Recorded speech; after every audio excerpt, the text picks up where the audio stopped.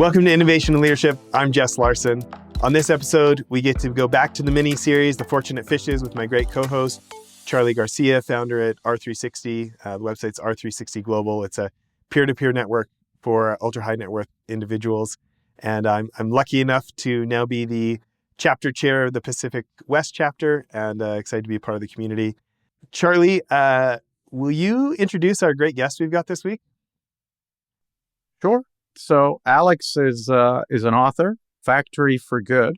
He's an entrepreneur, and he's had a family, a great-grandfather, grandfather that really influenced his vision on wealth. And there's a lot of dangers when you all of a sudden have a lot of prosperity. And he studied it. And I'm so looking forward to talking to you about your entrepreneurial journey, your family, and the things that you learn not only from your own journey, but from interviewing so many people for the amazing book that you wrote. I'm looking forward to it. Appreciate it. Thanks, Charlie. Charlie, do you want to start us off with the first couple of questions and then let me know when you're done and I've got some? Sure. No, I'd love to just get grounded with the story of your grandfather and your great-grandfather and how that really influenced what you wanted to do. Yeah. So, we're the Bean family. We, came from Utah back in like the 50s and went up to Seattle. So my great-grandfather went up to Seattle, started running a retail company called Pay and Save. Had a lot of success building it. And as he built it, my grandpa, started to enter the workforce, and he was, frankly, very good at building businesses. So my great-grandfather had a lot of success. My grandfather joined him, so they built it together. My grandfather, I think you can give him credit for building it to what it ultimately became, which was, about 400-ish stores that they were running. So they had acquired a lot of employees and built kind of a big brand around it, and awesome. I'm super proud of both my grandfather and great-grandfather. But I'm the fourth generation, and as you know, a very common statistic is by the third generation, the money's gone for whatever reason. As we'll talk about, there's the logistics of wealth and there's the emotional side of wealth. For the emotional side of wealth, ultimately, money ended up disappearing. I didn't inherit any. My dad really didn't either. So when I ended up having a wealth event after selling a tech company in 2021, it was a lot of those questions of, wait a minute, what happened in my family? What were the good things that came with money? What were the bad things that came with money? Because I saw both intimately. I know the powers and blessings, but I also know the dangers and all the things that can go wrong. So I was just very attuned to, wait a minute, what's happening? How do my wife and I navigate this? How do we make this a positive, not just for us, but for the people around us? And that was a lot of my questions, and kind of coming from that background, it led to those interviews and discussions and ultimately the book. But yeah, that's kind of the foundation, a family of entrepreneurs, and we've seen the rise and fall of success, and we're trying to figure out in round two what it looks like. Now, you did mention your wife, and your wife grew up very differently than you grew up, and I'd love to know how that kind of fit into the picture too. Yeah, so I grew up, as I said, in Seattle. I would say we were probably middle class, upper middle class. Like, we did well, but nothing crazy. My wife grew up under a single mom.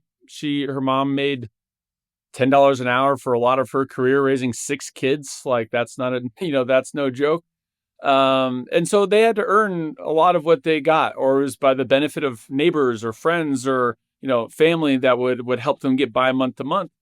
And so when money, enters our kind of landscape, my wife's background and way to process it was very different than mine. And what I realized going through it with her was, it wasn't that her way was right or my way was right. It was just we both had a very different one, and we had to meet in the middle.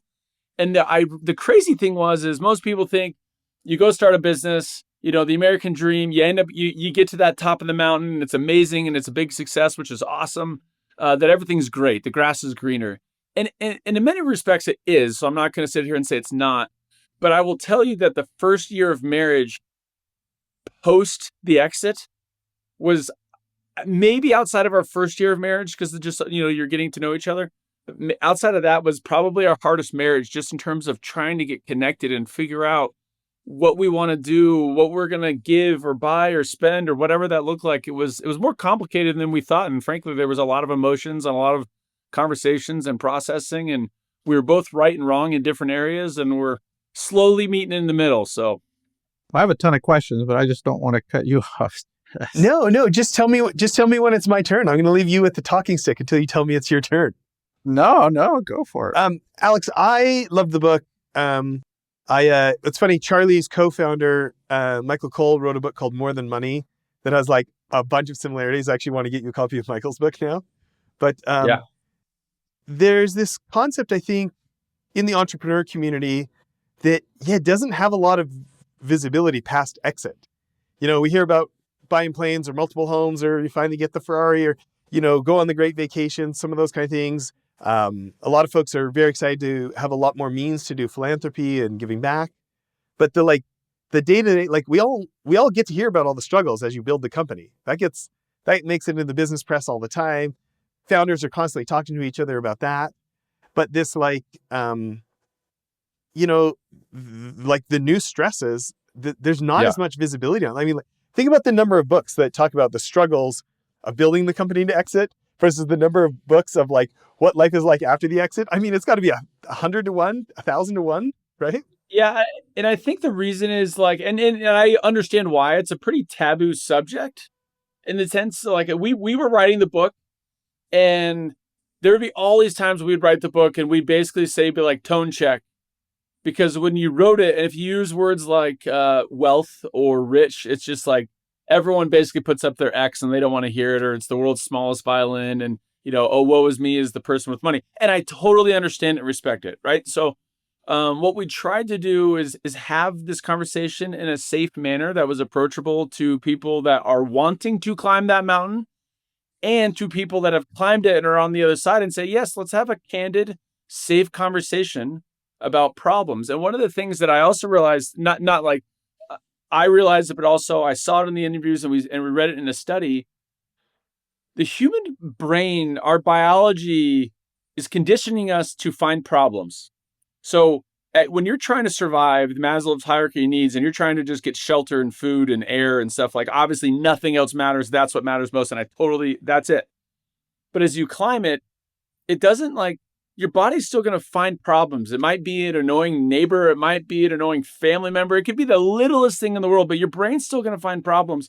And what ends up happening is a lot of those very close relationships, things that matter the most to you, end up getting very impacted by money, from expectation to conversation to jealousy and greed on both sides, where it can significantly impact the very thing that you wanted to support or bless or continue. And so when I would call people and have this conversation, in fact, I'll tell you one story on it. I was on the phone in this room and I'm interviewing a guy he's older. He's probably 65. He's had a lot of success in his career. And I'm asking him questions like, what's the best thing you've done? What's the worst thing you've done? What would you do again?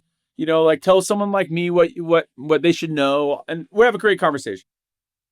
And about like at 30 minutes, I said, hey, I'm going to get off. Like, I don't want to take up too much of your time. I really appreciate it. Thank you. And I go to like hang up and he's like, whoa, stop. And I'm like, what? He's like, honestly, can we keep chatting? I never have anyone to talk to about this. And I feel really lonely. He said it. He's like, I just want to talk through some of these things because I've had this heaviness on, am I doing certain things right? Can I do it better? How are other people doing it? And he just needed it was like this cathartic feeling for him to have this conversation. And again, this is a man with no ego. This wasn't whose stick is bigger. This was like, man, I've lost some friends over this, but I've done these things wrong. I've done these things right. And he just wanted to talk about it. So we tried our best to have a good conversation and give people frameworks. There's definitely no right or wrong way, but try to have the combo. Yeah. Well, maybe last question, I'll hand it off to Charlie. Let's do a little bit of backup for people who don't know the Divvy story. Can you, I mean, having this great multi-billion-dollar exit, was it 2.4? 2.5, I think. 2.5. Okay. So $2.5 billion exit, that's awesome, makes the news. But instead, can you talk about one of the hardest challenges and how you overcame it? Overcame what? One of the hardest challenges you ever had at Divvy. Oh, okay. So just that we had to overcome at Divvy. There's two. Let's go with the latter one. So, it's funny. There's all these phases of a startup, and we were, for those that don't know, we were like a corporate card with technology on it for businesses, so you could, automate expense reports, etc. We were right at the beginning of like where fintech existed, meaning the financial institutions and the tech were just starting to talk, and we were just starting to get access to APIs. So we thought we had a really good idea. Turns out after a lot of like building and stuff, we ended up getting to the market, and it was a good idea. People wanted it. That's great. And it's just going like this. It really was. It was going up and to the right, which was fantastic. That's exciting.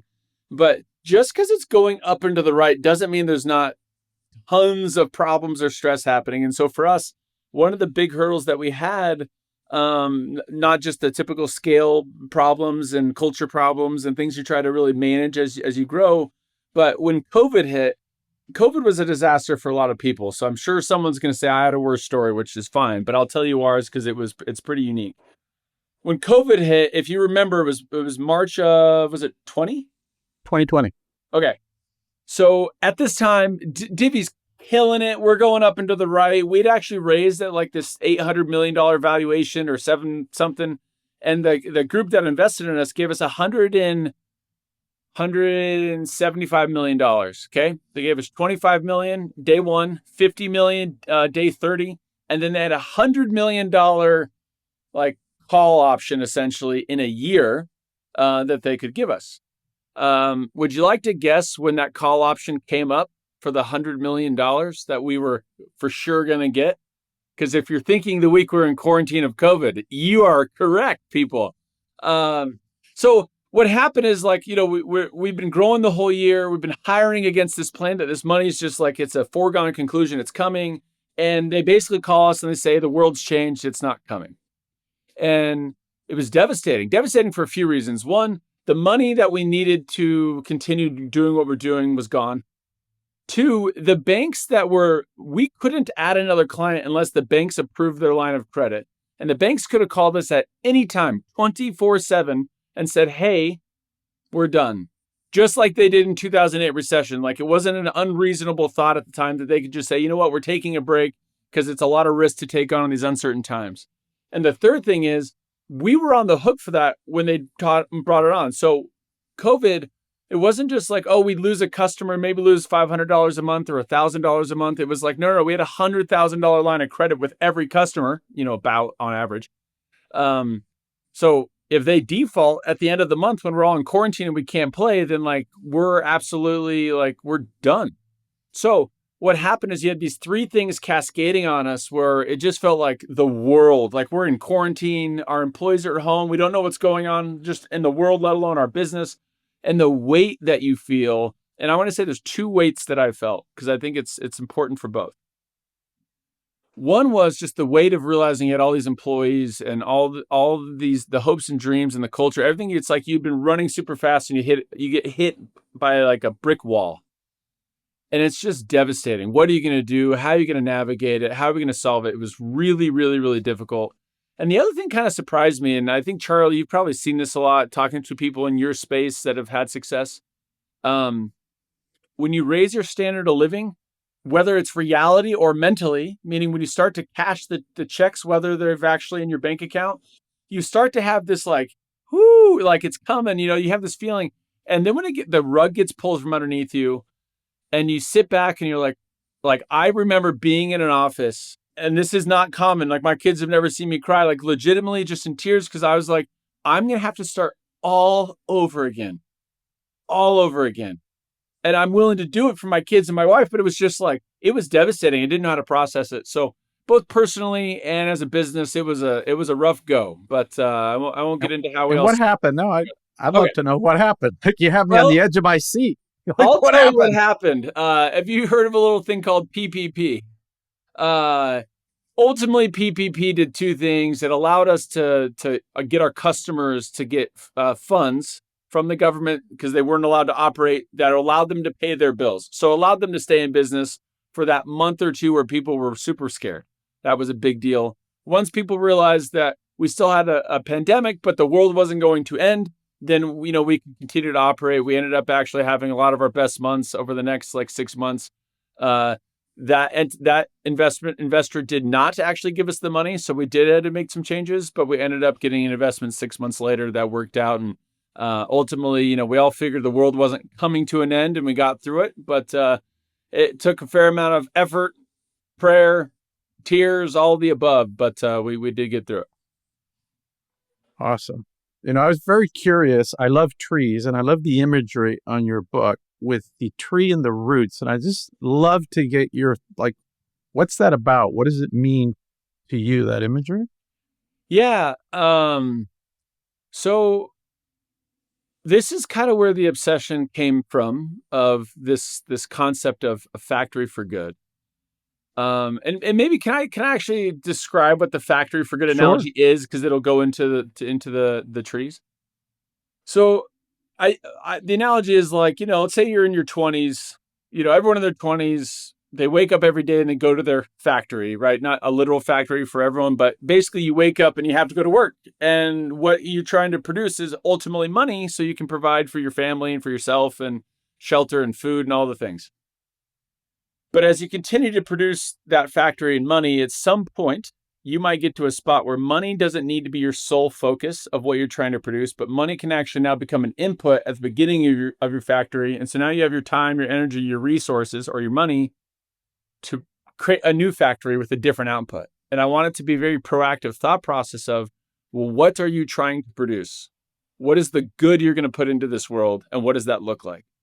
So with that analogy, the reason you have the tree roots is, I think when I look back at my grandfather, and the difference between him and my great-grandfather was a lot of their priorities in terms of their relationships and the connections and some of the things that, that really matter were lost, because I feel like he kept continuing to make money in his factory and he didn't fully retool it to do good.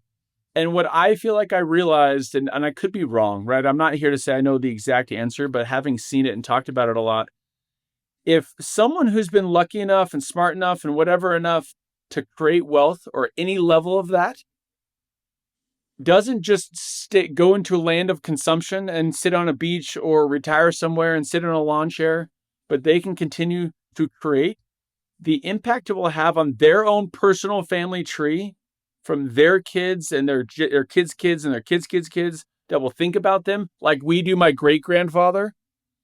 That impact is gigantic and impactful, and something that I take very personally, and I think it's very important. I make decisions about what my great-grandfather stood for 60 years ago. They impact me today because of what he represented. So one. And two, if you can get people that have that type of skill and intelligence and resources to put good out into the world, then it's going to be so much better for the world at large, which ultimately impacts their family, and it makes it just a win-win-win scenario. So that's why the golden tree impacts so much below and so much after. It's not just about the tree and the money and the consumption. There's a lot more to it. I love it. We think of ourselves as being a force for good versus a factory for good. But if we could aggregate 1,000 superheroes around the world to really be a model for others, and you're running a family enterprise now, and I'm curious, on the intellectual capital side, you have to steward not only your own, your spouse, your children, because that's going to really shape them going forward. How, what are you thinking about in that regard for your own family? Well, when I get out of the fetal position, of just hoping everything works out and try not to be too afraid, because I have 2 teenage girls that question me every day, including this morning when, there's always a little tension sometimes with those teenage girls in the morning when they're talking about clothes. But when I get out of that and think about it from a macro level, Charlie, and I want to be very clear, there's not like one way to do it, but I keep thinking, okay, my 14-year-old saw me put in a lot of hours. She has some sense of the hard work I put into, but my 7-year-old doesn't. My 7-year-old will only know a life of ease if I allow that to happen. And I've seen what a life of ease does to a lot of people, and it's not good, right? It's ultimately not good for them. It's not good for the world. It's not good for the family. There's a lot of things that are not great. So what I would say is, like, we're trying to create frameworks, which we can go through some of them, but we're just trying to create they have to have the ability to create themselves. They need to know that they need to go create their own platform, that eventually they're going to leave my house at 18 and they have to go figure out how to take on the world. And dad's going to be with them and I'm going to help them, but they're going to be their own tree. They're going to be their own entity. And I got to teach them responsibility and budgeting. And, they have to make budgeting decisions at 14. Because if I don't teach them some of that now, then they're always going to think daddy's credit card is right there for them. And at some point, it either can be and they'll be dependent for their whole life, or I pull it and they just never learn the lessons and it creates its own problems. So I'm constantly trying to figure out how to give them a great life while teaching them to be on their own and roll up their sleeves. And frankly, Charlie, when you brought up my wife, one of the things that's like, it's this conundrum, and I know you've seen it. I know we've all talked about it. It's like, I grew up and I didn't have this. So I therefore want to give my kids this because I don't want them to suffer like I suffered. But then I'm like, but that suffering is what made you you. Exactly. And I look at my wife and I work too, but I'll just use her as an amazing example. It's like her suffering, not getting the new Nikes or not getting the best clothes or not getting whatever, meaning she had to learn how to work at 14, 15, 16, et cetera, to pay for a lot of things. That's what makes her down to earth and a hard worker and like all these things. And I'm like, so how do we do that for our kids now when it's so easy to just say, here's the credit card, go buy the thing. And it's just easier for us to kind of do that. And that's kind of the internal struggle. And I have 3 girls, so I can definitely feel your pain. And I wanted my kids to fly and have all these great things. But luckily, I had a wife that she kept them grounded, and she believed in rules and discipline, and it really paid off. I would have been the one that really screwed them up if it weren't for my own wife. So I'm definitely more into the that trap. Disneyland dad than my wife is, but we help each other out. Jesse, you have some girls too. Yeah, I've got a 20-year-old and a 17-year-old, and we've had the conversations in the morning about, I don't think you're allowed to wear that to school, honey. So, no, this one is, but she's wearing my shirt, but she's wearing my pants. I'm like, can we just wear what's in our own closets, please? But yeah. And one of the things I wanted to add, it took me until age 50 to discover my purpose. And that changed my life. And you talk about purpose as one of the pillars in your book. And I'd love for you to talk about that and how that shaped your journey. Yeah. So I would actually say, I think I know my purpose, Charlie. I think I'm working on it. But so when I talked about it in the book, it was more from you need to proactively find it. And otherwise you'll be lost. So let me say what I mean. When you're young, I think purpose can be, it shouldn't always necessarily be this way, but this is how I thought about it. So I didn't feel a void in purpose for a long time because my purpose was providing. My wife stayed at home. I was going to go to work. I was going to build a career. I was going to provide for my family. And frankly, I think there's a lot of nobility in doing that and making money to provide for my 4 children and my wife and creating opportunities for us in the future. But when that stopped and I retired, I think it was 37, 36, 37. It was June, so it was summer. I took a few months off. That first summer was great. I loved it. I mean, I loved just being with my family and taking some of the stress off and being present with them was great. But your kids started going back to school and you just, like my friends are going to work, my kids are going to school. And I remember like talking to my wife in bed one night and I'm like, I'm going to say something that sounds crazy. But like, I gotta explain it to you. And she, she's like, well, what? She thought it'd be something pretty big. And I'm like, no. Like I missed the rat race. I said, I'm jealous of my friends in the rat race. And she's like, what are you talking about? And I'm like, well, I miss having a reason to get up earlier and to work harder and to know that every day I went hunting for my family and I provided it. And it's like, okay, what did I do today? I did this and I had this feeling of like purpose. I had this feeling of identity of what I was supposed to do. So when that was gone, it was me basically vocalizing like, I don't know what I'm building right now. I don't know what my purpose of creation is. And that was really, really difficult for me to grapple with. And I don't think that people do well when they just exist, right? I think you need to proactively spend some time to say, what is your purpose? So I'm trying right now to figure out if I can go create this playbook and help other people that were in my shoes navigate a life post-exit or a life of prosperity and help them find purpose. Right now, I'm using that as my purpose, and it's fulfilling that need, as well as my business entity. But if you don't have purpose, I think it's like everything else falls apart. You have to take care of your own mental, like, what are you building? What are you thinking about in the shower? What are you thinking about when you're driving around? Like, if you're not building something or creating something, I think you're going to find yourself lost. No, I agree with you. And I think I wrote a book that I said, success is finding your calling in life and your passion. And I think I was wrong in thinking through it, because I think that passion is something internal that fuels you, fills your energy. But, you mentioned helping others. And I think purpose is your God-given gift that makes you different than the other 8 billion humans on the planet, and how you're using that gift for the benefit of others. So you've gone through some very unique things, and you've developed expertise to help people that are really struggling in this area and really turn them into a factory for good. And if they can take their wealth, their family, and create an amazing legacy, turn their entrepreneurial grit to solving some of the world's most intractable problems, bingo, and you become the catalyst for that. Should we just end there? That was it. Yeah. I agree. Amen. So, but anyway, that's, I think stepping into that purpose, but it does take time.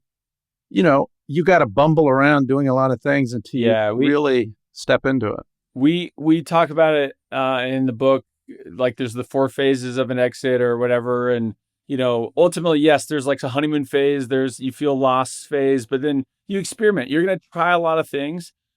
I just would give the advice to the people that are in these shoes, to be purposeful with experimenting. Meaning, if you say I want to be with family, then make sure you put that, like, that's in your calendar, it's in your mind, it's in a framework. It's like, what are you trying to achieve with your family? And it might be, I just want to spend more small moments with my kids because you've been gone a lot. Great. Then be purposeful about those things. Walk them to school and make sure you're there at those moments. But at some point, that will shift to something else. Just like, purpose isn't always going to be the same thing your whole life. Go create value or finish that your story, your experience. And if you need to move on, then move on. But you have to be able to. I'll give you another bad example. Have you ever heard of the Schmondays? No. Okay, this is great. I'm teaching YouTube people something. If you learn something today, you're going to learn about Schmondays. Right. So usually if I'm talking to someone about the career, I'm like, well, do you have the Schmondays? And they'll say, what's that? And I'm like, on Sunday night, what is the feeling going into Monday? Are you like pumped and you're ready and you're like, okay, it's been a great weekend, but I get to go to work and I'm going to go build something? Or are you just like just dreading the week coming up? Because if you're dreading Monday, that is Schmondays. That means on Sunday night, you are not looking forward to Monday morning. And I would argue, it's not that we don't do hard things. It's just, if you really have Schmondays and your energy is being taken with the thought of going back to work, then whatever you're building isn't right. It's not right for you. I love to work hard. I would do this for free. I would do it all day. There's certain things I hate doing. There's certain things I love doing. If you're excited and you're in the shower thinking about it, if on Sunday night you're excited about it Monday morning, then you're in a spot that's going to allow you to foster and create and build something with real value to the world, whatever that looks like. If you have the Schmondays, then you need to get out and find a new purpose. I like that. It's funny, Alex, that thing that you added of what's right for you. I earlier this year, I fired myself from one of my organizations because I had the Schmondays, and I'm still the owner, and I do 0 day-to-day at that company now for that exact reason. And it's funny, this idea of like, what turns your crank, A question I wanted to ask, at R360, we have a big emphasis on emotional capital, and that's a term that you used in your book. How do you find that for yourself, and what does that look like for your daily practices, for your monthly assessments? What is that for you? Yeah, like going back to the stat I said at the beginning, but this will set it up is, when people say that money, 90% of the money is lost or, by the third generation, I always forget the statistic, but it's basically that. I think everyone's always thinking logistics of wealth. They're thinking, oh, well, it's gone because they made a bad investment or they're gone because of some thing. And I'm like, look, the logistics of wealth are investments, taxes, legal. Like, there's a lot of great people out there that handle that stuff. And I would say, go work with those people. That's not what I'm talking about.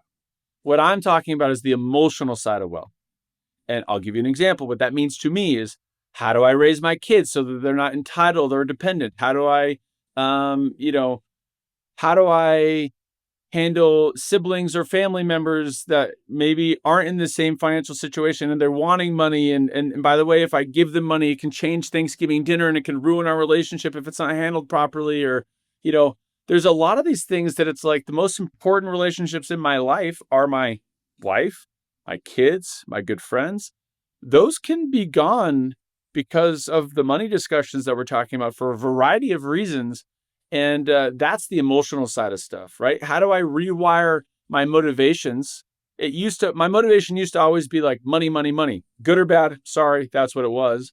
And I'm not entirely, but you know what I'm saying? Like, that was my motivation. And now that hopefully that's not my motivation, you have to rewire yourself emotionally to have a different motivation. So all those little things of what used to make you tick is not what makes you tick anymore. And it's emotional. You have to process it. You have to come to grips with it. You have to go to your own personal therapy on it. You have to talk to your spouse about it. Like, how are my wife and I, where are we going to live? What are we going to do? What is appropriate in terms of what we're spending here, there, and everywhere? And all that stuff is emotional capital. It's not logistics. Yeah. Thinking about that, what's one of your favorite stories from the book? On the emotional side? Okay, I'll tell. Forgot what I called them in the book. I changed the names to everyone in the book, but I know them by their real name, so I'll come up with a new name, Mike.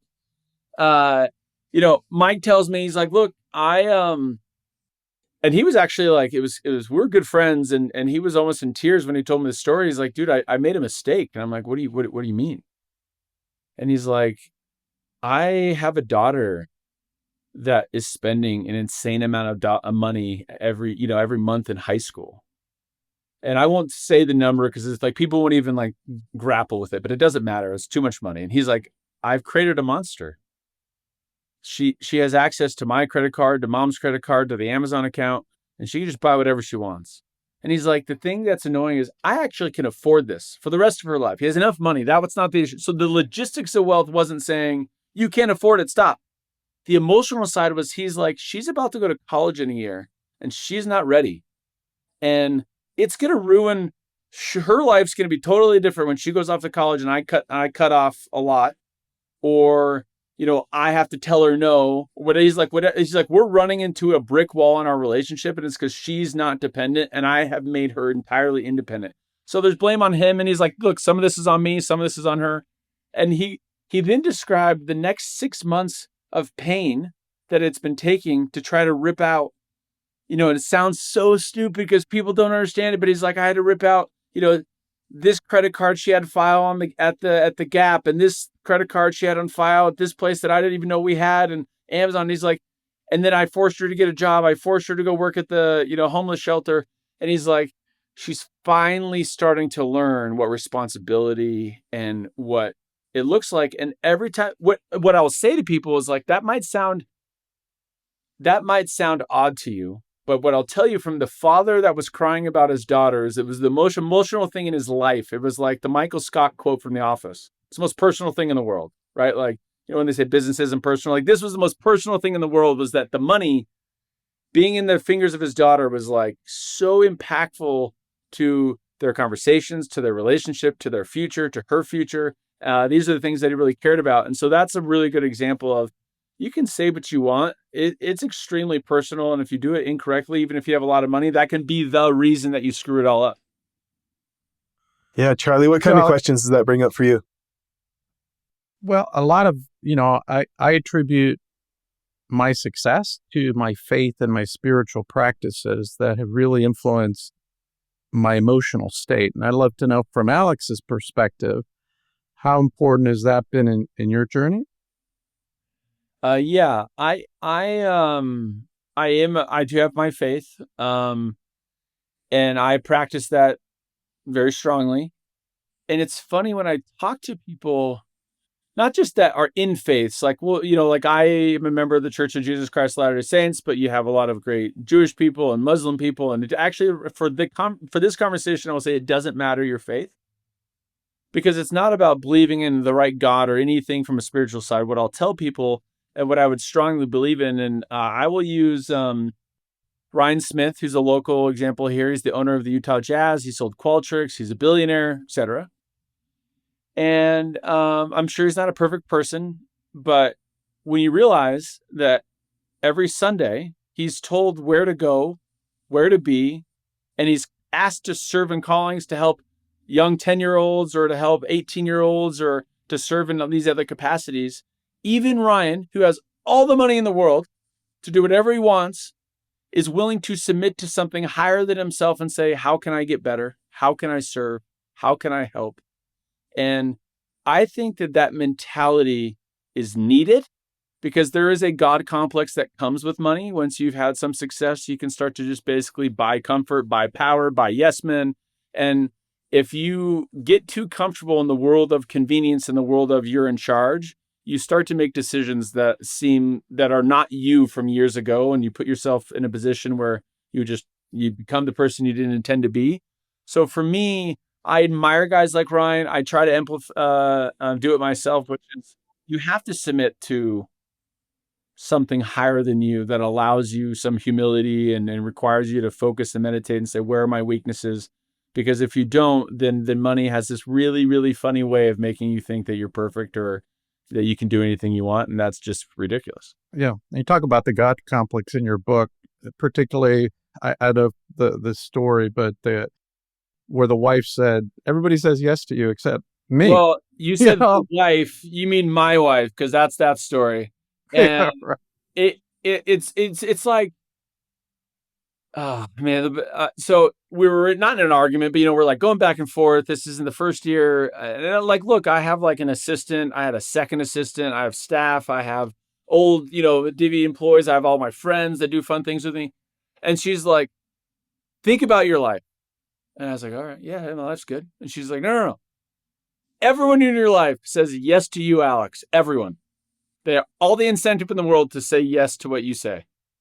Only person who says no, like who looks in the eye and says, I don't want what you want, or I'm going to do it differently than you, or no, you can't have that, is me.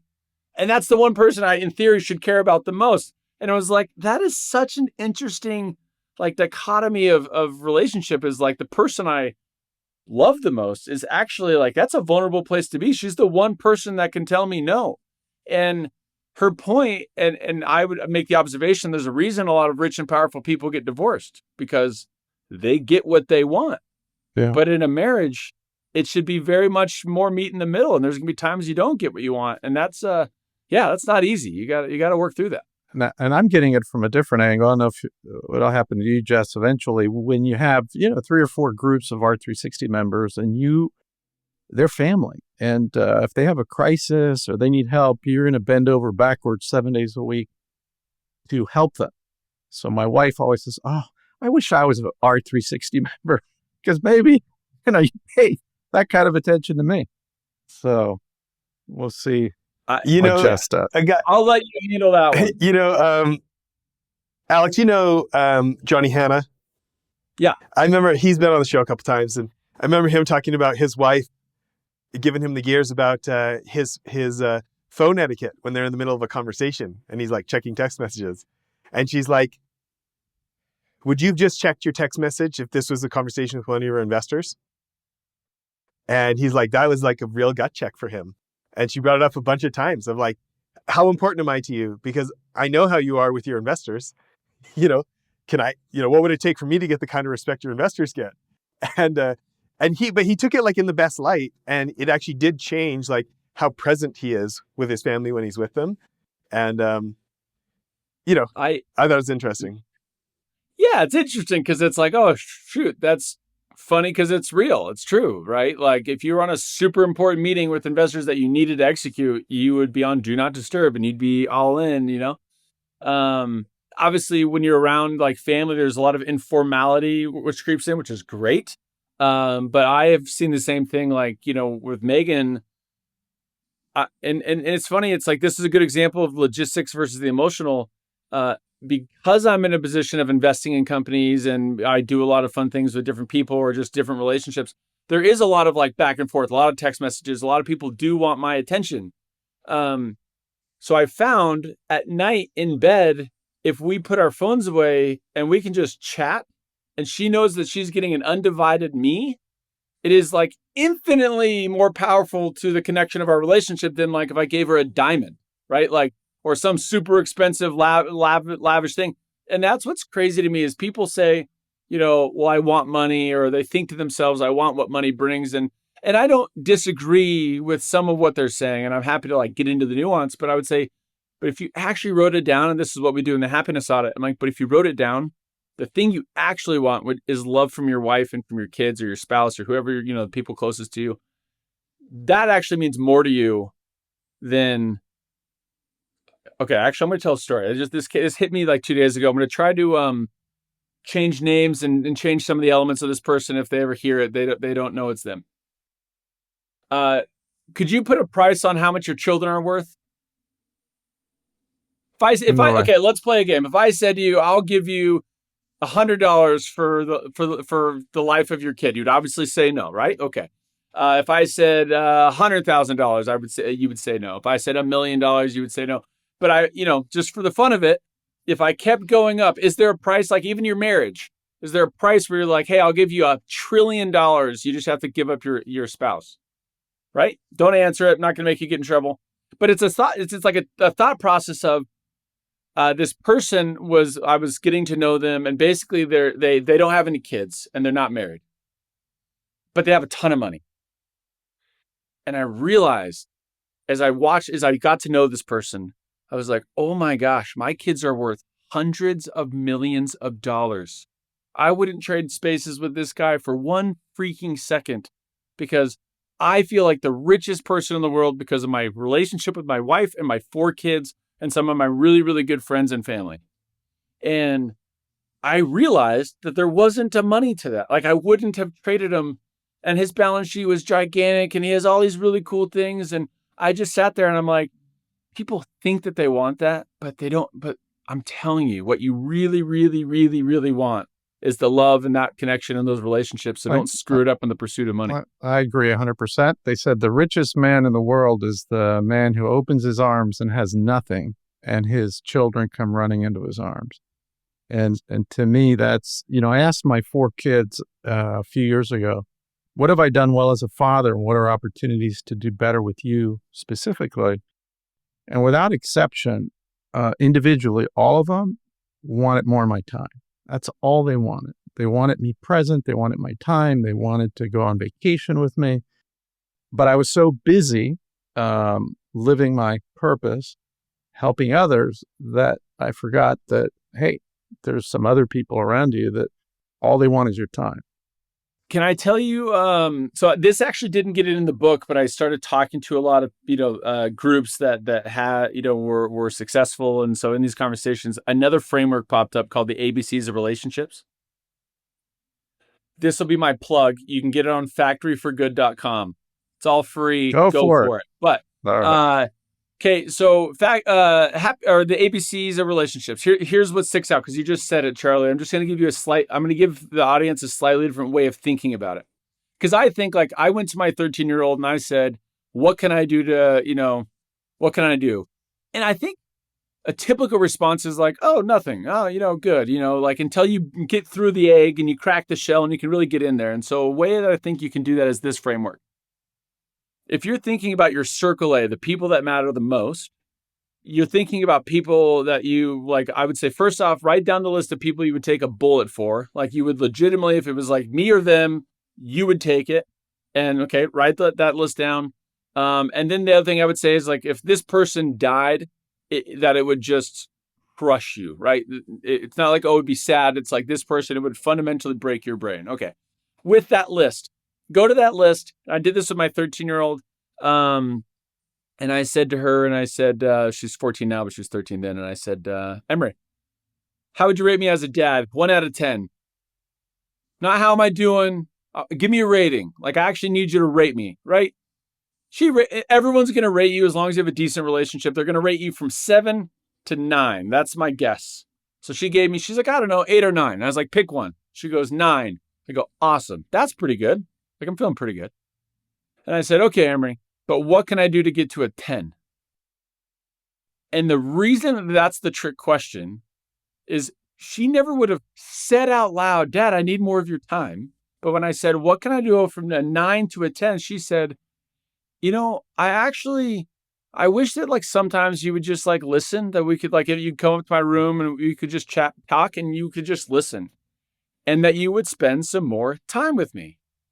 And as a dad, I was like, oh my gosh, like I never would have heard this. And she's not mad. She's not like, Dad, I need something, like you're the worst father. But it was like, oh, that question. And I asked it to my wife, and a lot of people have given me their experiences. But if you ask it, you're almost never going to get a 10 because no one's a 10, but you're going to get good ratings. But when you flip it and say, what can I do to get there? It's just what follows is usually a very good conversation on how to deepen and strengthen that relationship that you, in theory, care so much about. Yeah, and that's why I like the question. What have I done well, and what can I do better for you? Because it's different with every kid. I do like that question. What have I done well? It allows them also an opportunity, especially a child, to say, I would acknowledge that you've done good here. I think I might incorporate that as well into part of the phraseology that I do. Now, Charlie, what other questions are you thinking about? Well, I'd love to know what your venture capital firm is doing now, and how you're, investing and helping grow other businesses. Yeah. So when I left Divvy, I talked about that time after when I realized I needed to get purpose again. I did what I was comfortable with, which was like, well, I guess we're going to go do a business. But the only thing I knew, because my now partner came to me and said, hey, I want to start a VC firm. And I'm like, I've never thought about it once. And I'm not a VC. I'm not. And he goes, yeah, but I am the VC. And I said, but I love talking to founders. And if I can give my playbook on how we had success and what we did, and if I can pass that to the next generation and they can have success, then I'll consider that a huge win. So I jumped into VC because of that, because I get to talk to founders day in, day out. And, I don't have all the answers for all of them, but we can definitely give them some roads more traveled and tell them to walk down those paths and give them some checkpoints and guideposts to go after. So we're called Tandem. We're out of Utah. I would say half of the money we deploy is here in Utah. So it stays with the mantra of being able to help Utah ecosystem and the founders that we talk to. The rest is fairly dispersed across the U.S. I would say we're a marginally nice shop. We have a $50 million fund, and we've done $50 million in SPVs. So we are deploying, but it's a lot of early stage tech, a lot of B2B stuff. Again, it's the playbook I know. So we try to connect with the people that we think we can actually help and move a needle. And it's been a lot of fun. I honestly really, really enjoy it. And I can tell you, I almost don't know what the financial outcome of this is, because I haven't even looked. We're doing this because we think we can get a good return for our investors. I put a lot of my own money in, and if we can help founders have a great exit, or a great opportunity, then let's go. Great. One of the things you were saying last time about circles brought something to mind. One of the best books I've ever read is called Chasing Daylight: How My Forthcoming Death Transformed My Life. It's one of the few books that when I started reading, I couldn't put it down until I finished. And Ogino Kelly was the CEO of KPMG, and he has a migraine. He goes in, he's about to go to some big meeting with Buffett, and turns out he has an inoperable brain tumor. He's going to be dead in 6 months. And his wife and his family want him to get, all this kind of treatment. This is going to poison his body. He says, you know what? I don't want to do that. If I'm going to die, if I do that, maybe I'll live 8 months, but I'm still going to die. So what he did is he made all these circles of who he most hung out with. And it turns out that the people he really least cared about, he was spending the most time with. And the ones that he wasn't. So he made this whole thing where he was going to say goodbye to all his friends, and they would come in and they'd have a lunch, and then it's like, well, let's do this. No, you don't understand, Alex. This is it. I'm saying goodbye. Yeah. But he learned to meditate. He learned all kinds of practices that really extended his life because he learned to live in the present, which was not his MO. And I think that, connection is something that's really important. I'm going to have to read that because I feel like one of my issues, one of my problems is I'm not as present as I could be in a lot of situations. Like I'm here, there, and everywhere, and texting and connecting, and that's fine. But I, from what you're saying, I actually think that that's like this really powerful thought process to say, yeah, you have 3 months to live, and the concept of going to friends and saying, look, and I phrase it this way in the ABCs of relationships: your A's are your always, your B's are like you want to be around them. But your C's are the convenience, and it's usually work people, and they're not bad people. They're just not actually the people you really, really should be spending time with. So I'll have to go read the book, but my thought is he's probably looking at his C's and being like, I'm spending like 12 hours a day with C's, but I got to shut that down. So that is, all right. I'm going to have to fire some friends. We'll see how it goes. No, I think you'll love it. And I need to reread it sometimes because it does, it's kind of a paradox. Alex, I was really fascinated to hear you talk about the happiness audit. Can you give people who haven't read the book yet? By the way, everybody should be going to factoryforgood.com and getting your own copy of the book. But for those who haven't yet, can you give people a little bit of a glimpse of a happiness audit? Happiness audit, very simply, like it happened to me before we exited. So it was kind of like I was on a plane from Salt Lake to New York. I was asking myself a question of like, what's money going to do? Is it going to actually change my life? Is it going to make me happier? What is it going to do? So I put the headphones on, broke out my computer, opened a Google Doc or Google spreadsheet, and I basically wrote down everything I did in life that I thought brought me happiness, that I just enjoyed. Everything from like eating an ice cream cone to throwing a ball with my son to hugging my daughter to going on a walk with my wife, just everything I could think of. I got to like 185, which I know I wouldn't expect someone to like dig that deep, but I was just like, I had time, you're on an airplane sitting there. So I wrote down everything. And then the next 3 filters are where it separates. This is the power of the activity. The next one is just rated out of 10, right? Like how happy does it make you? Just write it down, be honest. So then I'm like, all right, cool. Some things obviously made me really happy. Some things made me like less happy, but cool. The next 2 filters, the next one was, how long does it last? Is this a short-term feeling? Is this a medium-term feeling or a long-term feeling? And what I meant by that is like, I actually love to eat ice cream. It makes me happy. It rates high. So I love to get ice cream. But it doesn't last long. And we're talking like 5 minutes before I'm like, oh, shoot, too much sugar. I don't feel as good. It's gone. Like whatever the feeling is. Is there a particular flavor? Like what flavor? I'm a bit okay. There's this new shop if you live where I live called Creamworks that's got Biscoff cookie, and I even like hate Biscoff. Like if I'm on a plane and they give me Biscoff, I'm throwing it away. But this Biscoff flavor is just freaking good. I'm a Rocky Road kind of guy. Rocky Road that's like my kryptonite.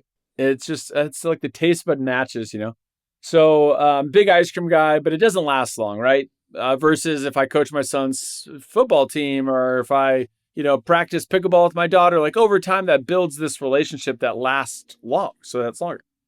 The fourth filter, the fourth and final thing, I think you can see this coming is, how much does it cost? Is it free? Does it cost a little money? Does it cost medium amount of money or does it cost a lot of money? Right. And there was things on my list that were free. There was things that cost a lot of money. But as I ran the filters and I ultimately looked at all the things I wrote down, what I realized is the things I really, really have a highest ROI of investment on didn't really cost money, or if they did, very, very, very little. And I'll give you a good example. Obviously, throwing a ball with my son, things like that, great. It's free. Hugging my wife or talking to her in bed, great, free. But even if my wife and I go on a date, if we go to Chipotle or if we go to like a fancy restaurant, it's kind of the same. As long as we got to connect, eat some food, chat, talk about what's going on, it's like it still rates a 9 or whatever I rated it as, right? And when I've done this with a lot of people, they're usually, they look at it themselves and they're like, oh, wait a minute. Huh. Why do I spend so much time with the C's doing these things that don't make me as happy? I should really be more purposeful and proactive on doing these things with these people that I actually derive a lot of happiness from, and it lasts a long time. And you're going to see a shift in, your life. I'll say your level of happiness in your life as you recalibrate that. It's funny. I agree with that so much. And even the things that do cost some money, like, remember when you and I, right after the sale, we went, you came dirt biking with me? Yeah, yeah. Like that costs a little bit, but like once you've got the dirt bike, it's like, I don't know, $20 in gas and, a bag lunch or something, Yeah, but even the dirt bike, it's like, that was a lot of fun, but we could have gone on a hike, which would have been free. It was just about being out in the wild, chatting and getting to know each other. It's like, yes, I get it. Travel costs money and it's fun. I'm there. I'm not saying, and by the way, all of my book is not saying become a monk and leave the world and live in the woods and, whatever. You can still enjoy things, especially if you build the right foundation of doing good and being with the right people. And yeah, you can go travel in a way that is comfortable and stuff like that. But really look at your list and be honest with it. And you'll realize like, oh, like one guy, I remember asking him, he's an awesome guy. And I'm like, what's the best thing you've done with money? And he gives me this great answer.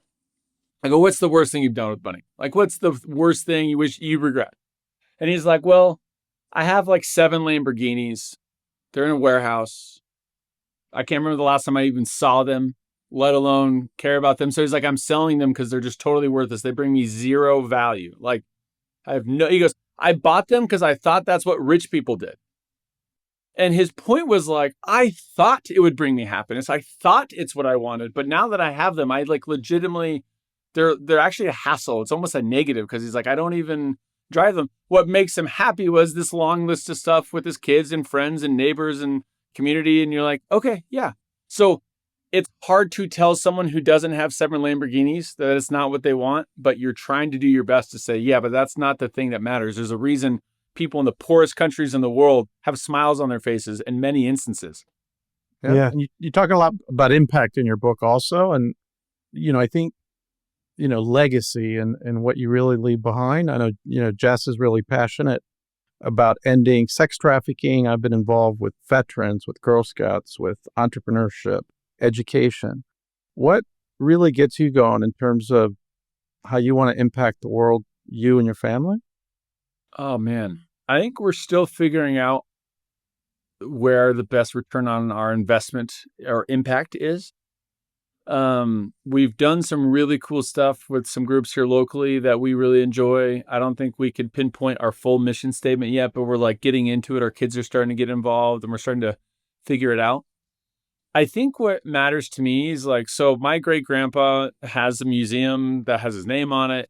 And it's funny because he was this big hunter. It's a life science museum. So there's a bunch of animals in it. None of the rest of the family ever hunts, and nor do we really care, and it's not our deal. But he clearly cared about it. And he gave this gift and he endowed it so it'd be free forever. So kids could just come and get to see these animals they never would otherwise see. And, that was his passion. I guess part of me is like, I hope to one day have the passion that he had where I could then go create that impact. Because I know if I figure out what my true impact can be, I could go do it. I just have to continue working on figuring out what it is. And when it's there, then go all in with my wife and my kids and figure that out and leave a mark.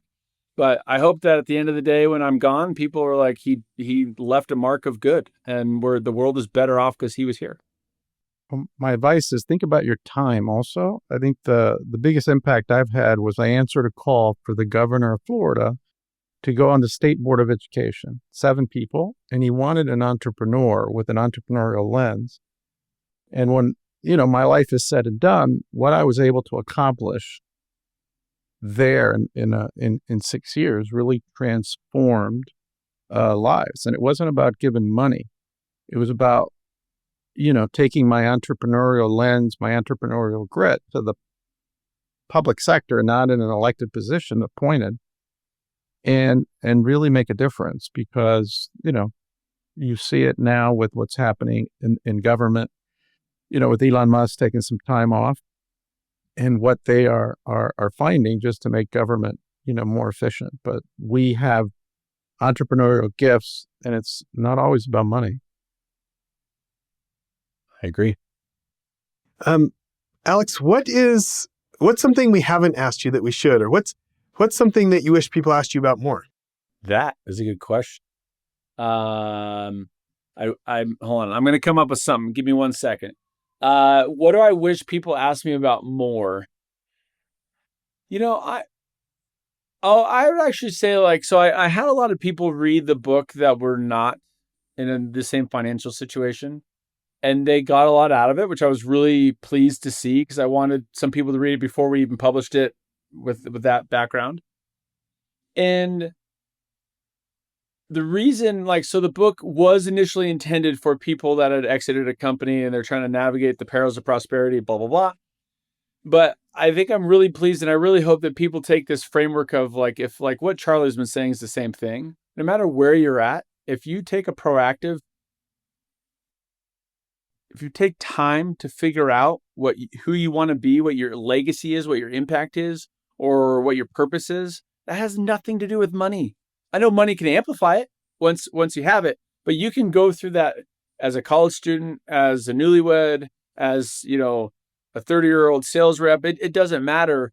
Figure out what you want to go achieve, because if you have the vision for your life and what you're going to be about, like with what you do, Jess, with sex trafficking, it doesn't just take money. It can take intelligence, and it can take time, and it can take a lot of elements that can help the world go forward. So I guess the one thing I would say is I hope a lot of people who are either climbing the mountain or not and have no interest in climbing the mountain can still look at the framework of saying, what can I do in the world? What does my factory look like? And let's go build that regardless of their financial situation. Yeah. What does that make you think about, Charlie? Well, I think you got to set an example also for your children. And if you're not doing it, it's like, we have a member that built a company, sold it for $1.8 billion, and then all of a sudden he's going to be philanthropic. And it took him 3 years of therapy to start giving away money because he had spent a whole life accumulating it. And now to give it away, it was kind of frozen. But if you start small, and, I moved to a new town and I joined the little city board of education. And then next thing you know, 5 years later, I'm getting called to be on the state board of education.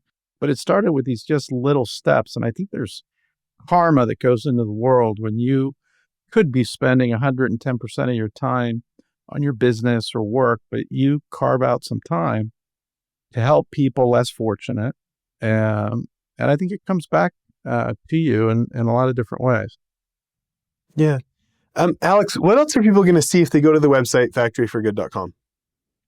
Yeah, lots of content. A lot of the stuff from the book, but also additive stories that we got after the book. But also specifically, we have a lot of frameworks. So principal templates, applications that they can engage with, like the happiness audit. There's the Bank of Mom and Dad. There's a bunch of stuff in there. So I would say, yeah, go click around. Again, it's all free. I hope they can go in there, grab some content, grab a template, jump on it with their kids or their spouse. Or partner and find something, or find a way to start creating their own factory for good, because that's why it exists. That's what we want. What's a couple of the most fun pieces of feedback, or your favorite feedback, the effects of the book being out that you've received back? A lot of what I said earlier about the guy who didn't want to get off the phone. It's almost like, oh, I've been wanting to have this conversation, or we've talked about this for a while. One of them is the Bank of Mom and Dad. I don't want to get into it, but it's about creating a spending agreement with your kids and teaching them their own financial independence. And it's been really fun when people go through it and they actually put the time and energy, and then just the insights. Just when they're able to say oh, we did this, and actually it's been great. It came up in this scenario with our daughter, and boom, it worked. I had another guy who did the ABCs of relationships and asked his wife what his rating was, and she gave him a rating, and he said, how can I get to a 10? And the response he gave me was so deeply impactful, because it brought him and his wife. He said his wife had never felt so heard before in her life. And they had this really positive conversation about what he could give her more, because he truly loved her and wanted to be there. And all that type of stuff is like, that's payment for me. I frankly, like, I don't make any money on the book. I don't know if you guys have done books. It's like $1. I mean, I make like zero. The website, I make zero. All fine with it. The payment for me is when people actually engage with the content and they work on their own family trees, and it starts with them, and they can make the world a better place. It's a win-win-win-win formula. And that's my hope. So I just want to keep pushing that message out into the world, share it with whoever you think might need to hear it. But yeah, it's factoryforgood.com. No, I think that's great. And it's a great book. And what'll happen is 10 years from now, someone will run into you and say, hey, 10 years ago, I read that book and I was here. And now I'm over here. And it just gives you a great sense I of, hope wow. so. I hope so.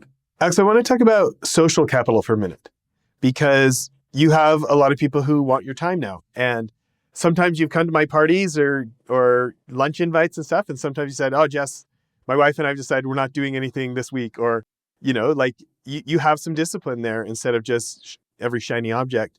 How are you making your decisions about what groups to be a part of and which ones to pass on and what to go to and what not to go to?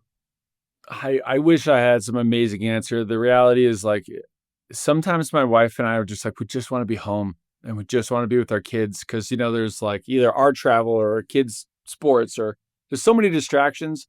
There's just times where like your soul feels it. And we're just like, we gotta like be home as a family and watch a movie together and run around out back. So, more of a gut check. I think sometimes I'm failing because, like you'll go a couple weeks in a row where you're doing a bunch of stuff and then you're like, oh shoot.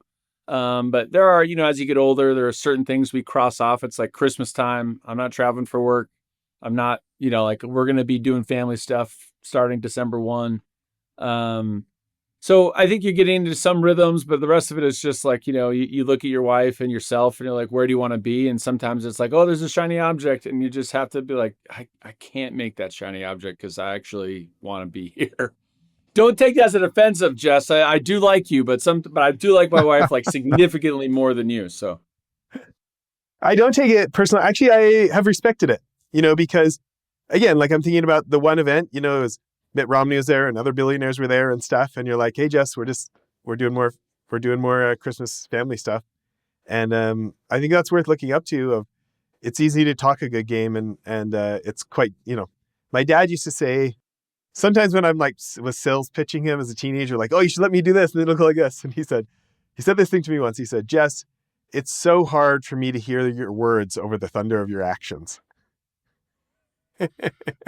And so it was actually kind of fun for me to see you turn down like a very, pretty cool invite for like a reason I respected. Charlie, I know we're winding down here. Do you want to give a final question for Alex?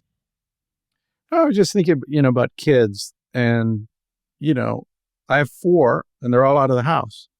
And the time that you really have to invest them in is when they're young. And the most important thing that you can do is really teach them values. One of the things, the last question that we really didn't ask is how impactful the values that you set for your own company, for your own life, have really contributed to the person you are and your success.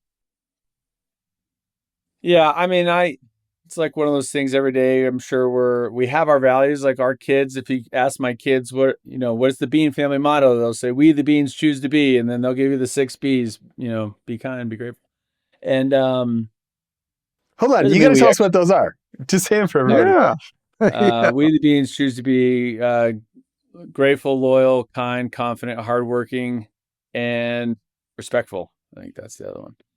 And we have them. That doesn't mean we always follow them, right? Because clearly my kids are sometimes punks and sometimes I'm too short as a dad and, whatever, right? Like you're going to fall short. But I grew up in a family that had values and had expectations and had something bigger than yourself. Like representing even our family name meant something. It's like, hey, you're a Bean. You gotta act accordingly.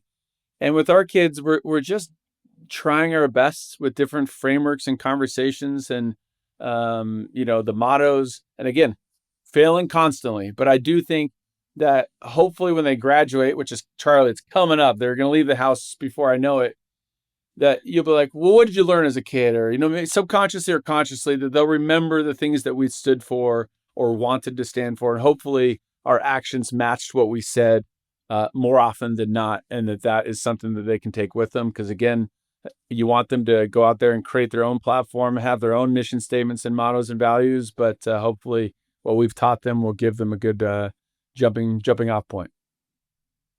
Very well said. Well, Alex, thanks for making time to do this with us. Hey, really appreciated it. Thank you so much, Charlie. Thank Jess. you We'll see very ya. much.